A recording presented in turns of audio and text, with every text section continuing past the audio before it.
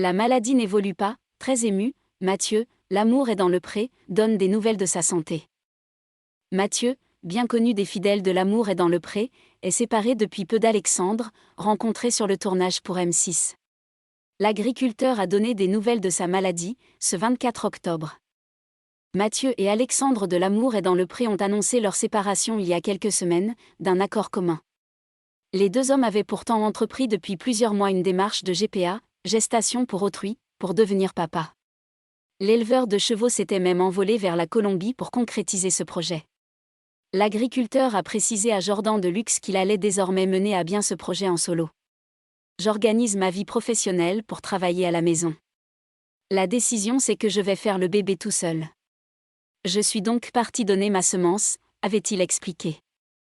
Il avait indiqué au passage que le bébé allait arriver d'ici 15 mois.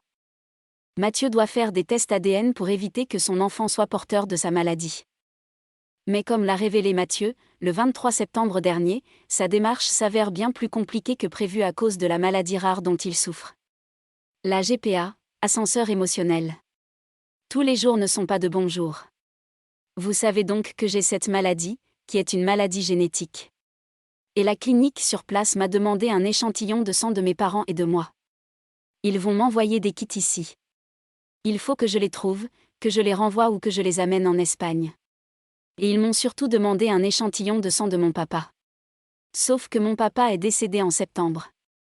C'est compliqué, a confié celui qui est atteint de la maladie de Cadazil, et qui fait en sorte d'éviter que son enfant, fille ou garçon, soit porteur de la maladie.